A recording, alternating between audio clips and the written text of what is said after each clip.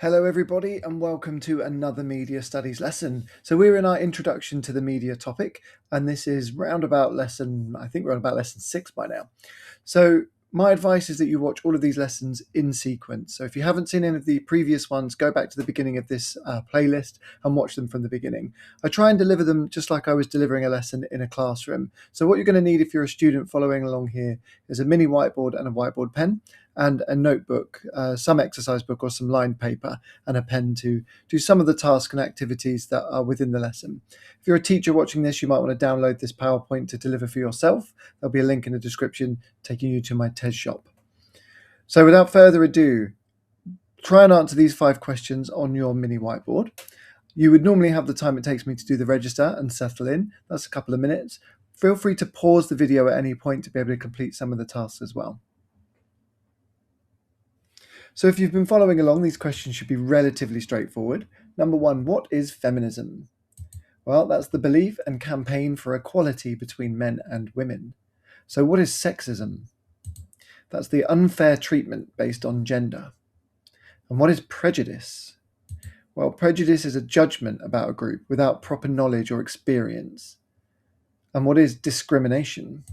Well, that's treating people unfairly based on prejudice towards that group they belong to.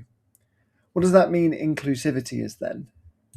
So that's including different groups of people fairly, so they are visible and treated as part of society. Here is our lesson title slide for this lesson. The bit in red is what you're going to want to write down in the front of your books with today's date to keep your notes nice and organised. So we're on social contexts, and today we're looking at LGBTQ+. I wouldn't bother writing the lesson objective down, but it is to understand how changing social attitudes and laws around LGBTQ+, the rights of those people, and how that has influenced representations in the media. What I like to do here in a classroom environment is something called a prerequisite knowledge check. All that means is, do the students in front of me know what they need to know to be able to access this lesson? So basically, do you know the answers to these questions? What does representations mean? What does inclusivity mean? What is tokenism? And then what is the difference between prejudice and discrimination? Now, some of those questions might be relatively straightforward, seeing as they did just appear in our low-stakes quiz at the beginning. But just to be sure that you have the knowledge you need for this lesson, representations is the way people, places, events, and ideas are shown in the media. Inclusivity is about different groups of people being included fairly and respectfully in the media. It means they're not ignored, hidden, or treated as less important. Tokenism is including someone from a minority group just to make a media product look diverse or look inclusive. It might look fair at first, but the person may not have much power or responsibility or importance in that media product. And the difference between prejudice and discrimination? Well, prejudice is thinking something and discrimination is doing something. That's in its most simple term. So recently we've been exploring contexts. Context can be broken down into several areas. Social means the attitudes, beliefs, the ways people think. It's about what society generally expects from people. Cultural means the shared ideas, values, traditions, identities, the ways of life within a group or society. This could include things like how people dress, what media they access, what's popular, what's seen as normal. Political means ideas linked to laws, government, power, individual rights. For example, should something be legal or illegal? What rights should people have? How should society be organised? Economic means anything linked to money, business, industries, jobs, profit, the way products are made and sold. For example, the way the media makes money has changed dramatically over the last 20 years. Technological means how new technology changes the way people create, share, or access, even respond to media products. AI is a strong modern example of how technology can change the media. Today, we are going to be exploring LGBTQ plus rights, which is all to do with this social attitudes and the way these different groups are represented in the media. So we're going to look at how laws and attitudes have changed over time. We're also going to look at how online, social and participatory media has given more people the chance to speak for themselves. Again, please bear in mind that this is not a fully detailed investigation into all of this. This is a brief summary. It's an overview. This is just enough to get you through the foundations you need to think about this in media studies. My students like to write definitions down as soon as they see them on the board. So there's no point in me as a teacher talking over students while they're trying to do something. Split attention, and all students can do one thing at once. So when I say go and not before, turn to the back of your books and add this definition. You have 45 seconds. LGBTQ plus people were historically criminalized, hidden, mocked, stereotyped, and treated as controversial. Over time, laws and attitudes have changed, so modern media products are more likely to include LGBTQ plus people openly and positively.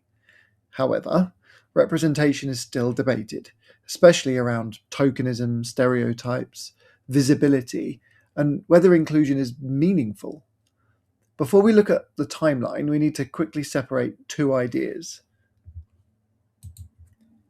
Again, when I say go, add both of these definitions to the back of your books. I'll give you 100 seconds for this. Sexuality is about who someone is romantically or sexually attracted to. For example, someone might be gay, lesbian, bisexual, or straight. Gender identity is someone's internal sense of their gender. For example, someone might identify as male, female, transgender, non-binary, or something else. These are all connected under the LGBTQ plus umbrella. They're not the same thing. Someone's gender identity does not automatically tell us who they're attracted to.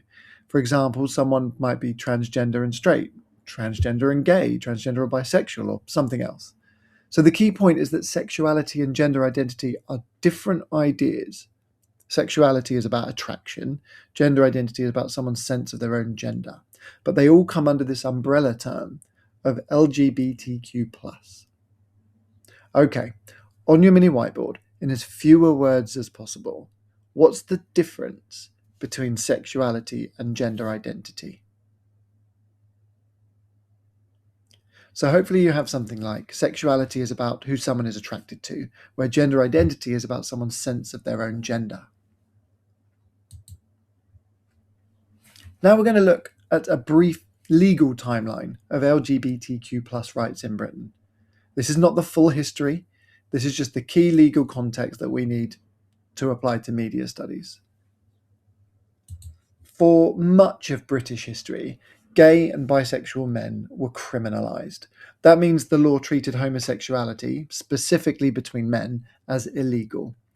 The punishment for it was execution up until 1861. After that, punishment could be life imprisonment.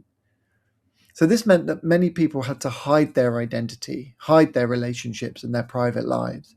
It also affected representation in the media because LGBTQ plus people were often ignored, mocked, or just negatively stereotyped. In 1967, the Sexual Offences Act partly decriminalised sex between men over 21 in private in England and Wales. So this is an important change, but it's nowhere near full equality. It only applied in limited circumstances, and even though the law had started to change, prejudice and discrimination still continued. In 1988, Section 28 was introduced. Now, this made it harder for schools and local authorities to talk positively about LGBTQ plus identities. The law said they must not promote homosexuality. And because that wording is vague, many schools just avoided talking about this at all. It meant that LGBTQ plus identities were often kept invisible, and sometimes even students were less likely to feel supported or accepted. In 2003, Section 28 was repealed, that means removed, in England and Wales, and that meant schools and local authorities were no longer restricted in the same way. By 2004, civil partnerships gave same-sex couples legal recognition, and this mattered because marriage is not just about love or ceremony, It's also a legal status. It affects things like money, inheritance, parental responsibilities, next of kin, pensions, and all other legal protections. At this time, marriage was only legally available to opposite sex couples. Civil partnerships gave same sex couples a way to have their relationship recognised in law, even though it was not called marriage. It wasn't until 2013 when same sex marriage was legalised in England and Wales. So the first same sex marriages took place in 2014. That was not that long ago. Civil partnerships still exist today, by the way, and are now available to both same sex and opposite sex couples. So, in a nutshell, LGBTQ plus rights have changed significantly over time. But, like with feminism and civil rights, legal change does not automatically mean social equality. Attitudes can take longer to change. Representation in the media can take longer to change. That's why it matters in media studies. If LGBTQ plus people were once criminalised, hidden, mocked, or treated with prejudice, then modern representation is in some ways reacting to that history. When we look at modern media products, we need to ask whether LGBTQ plus people are being represented fairly, meaningfully, and inclusively. In a moment, we're going to watch a short clip from an old comedy show called Only Fools and Horses, and this particular episode is from 1982. So the key thing here is not just to say that was offensive and move on. We need to understand that it was a product of its time. This clip reflects social attitudes that were still very common in Britain in the early 80s. Homosexuality had been partly decriminalised by then, but that did not mean society had become fully accepting. If the media repeatedly presents homosexuality as strange or shameful or something to laugh at, then audiences can start to see those attitudes as normal. And this can lead to prejudice and discrimination.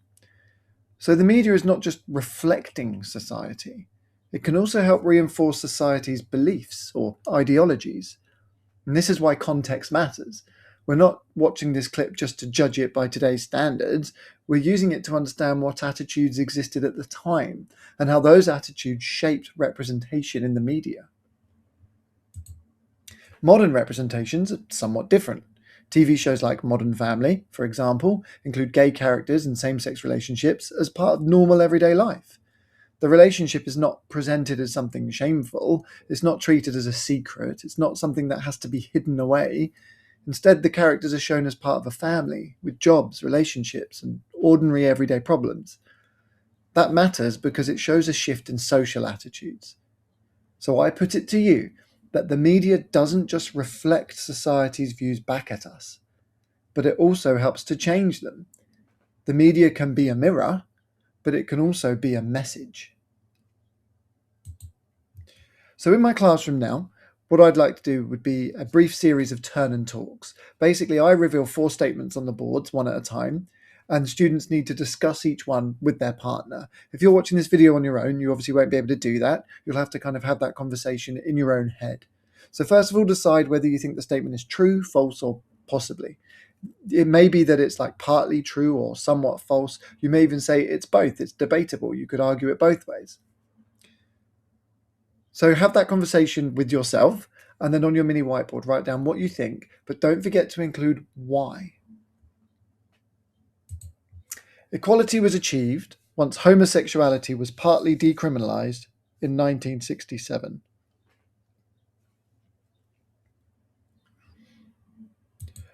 So after feedback from my students, we would probably land on the fact that that's relatively false. The law started to change, of course, but prejudice, discrimination, stigma, and negative representation still continued. Homosexuality was definitely not seen as equal just after it was decriminalised.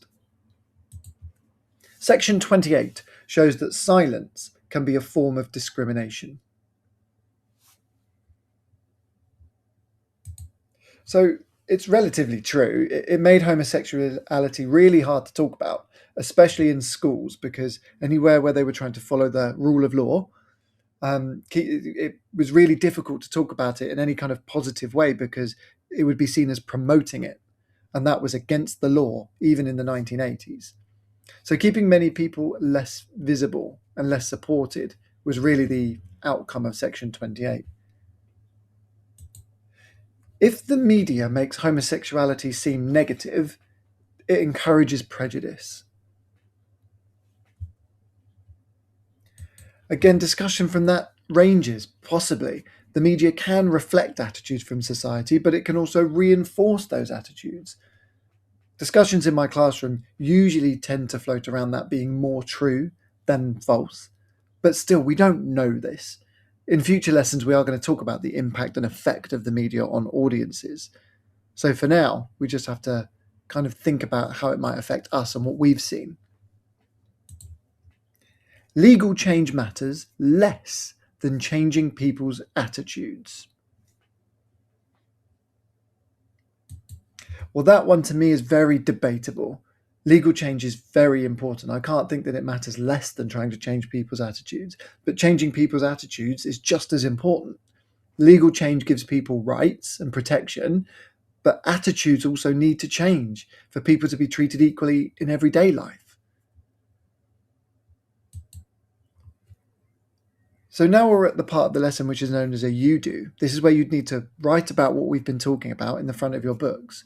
Don't forget, we already have definitions. So this is now your chance to explain how the laws and attitudes towards same-sex relationships have changed over time. You need to write in full sentences and explain what the law was like before the 1960s, what changed in 1967, why this was not fully equality by that point. What was Section 28 and why did that matter? What changed around 2000, 2003?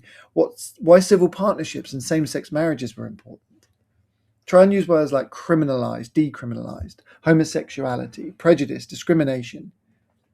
I'd give you 5 minutes for this in a classroom environment, so pause the video now if you need to and get down what you think is most important. As always, here's just a little bit of scaffolding should you need it.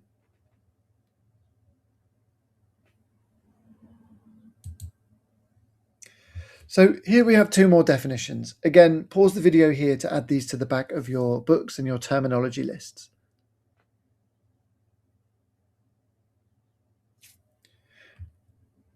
And here is another definition we're going to need.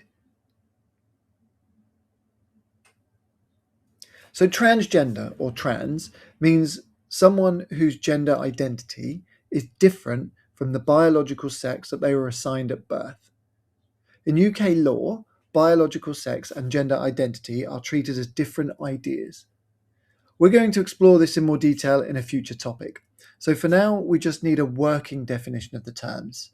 For anyone watching this and maybe has a different idea of what these words mean, that's absolutely fine. These are just what I would refer to as working definitions. These are definitions that work for us in the context of what we're doing. So how does this fit in with what we've been exploring today? Well, as laws and attitudes around sexuality have changed, ideas around gender identity have also become more visible and more widely debated. So legally, one of the biggest milestones has been the Equality Act. The Equality Act of 2010, not that long ago, protects people from discrimination.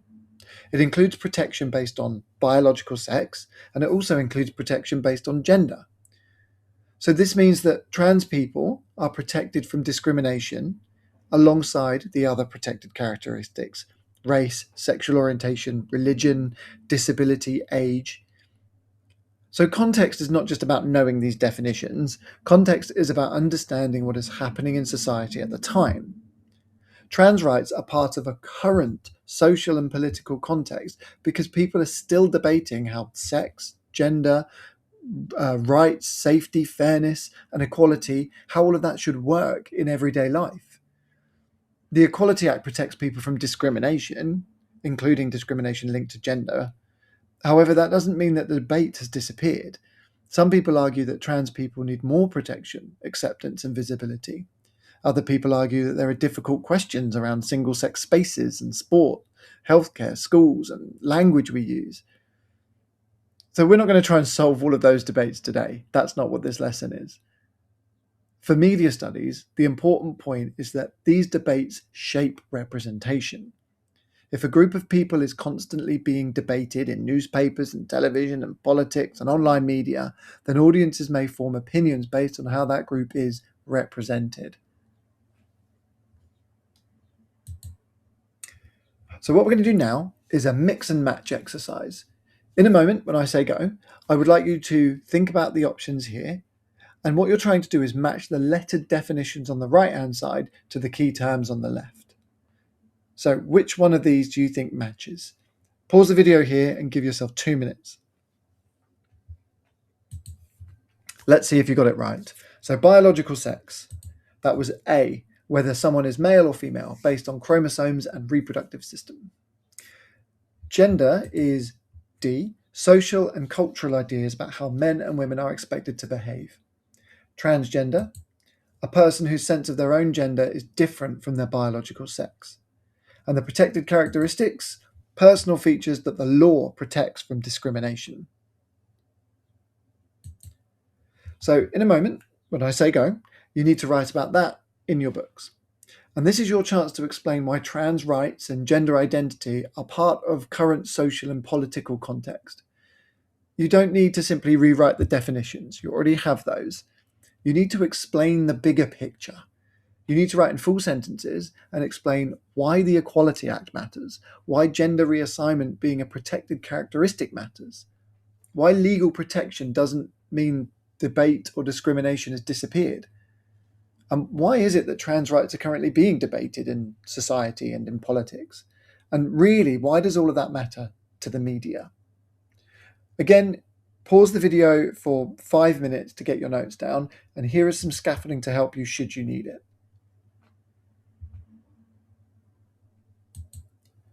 Well, that brings us to the end of the lesson. Again, I just want to reiterate that everything covered in this and all previous lessons so far, anything that's to do with these contexts, this is not in depth.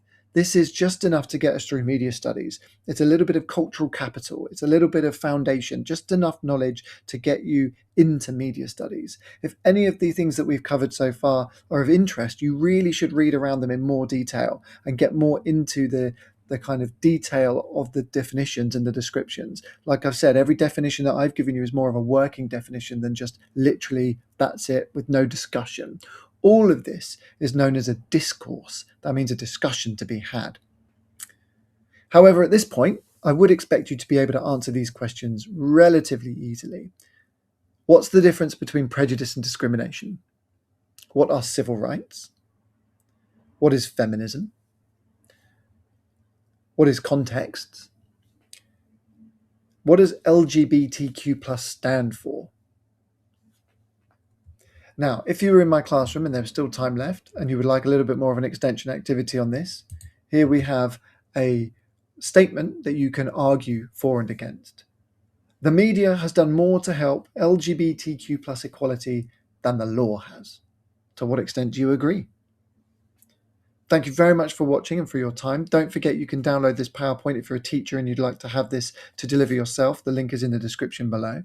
Please add to the comments, but be respectful. I can always say, these lessons, or I should say these YouTube videos are not in any way to be like monetized or anything like that. This is just about sharing and helping my students more than anything revise. So please keep the comments sensible and nice if you are commenting on them. But I can't say I'm going to be checking them. But yeah, thank you very much for your time, and I hope to see you at the next one.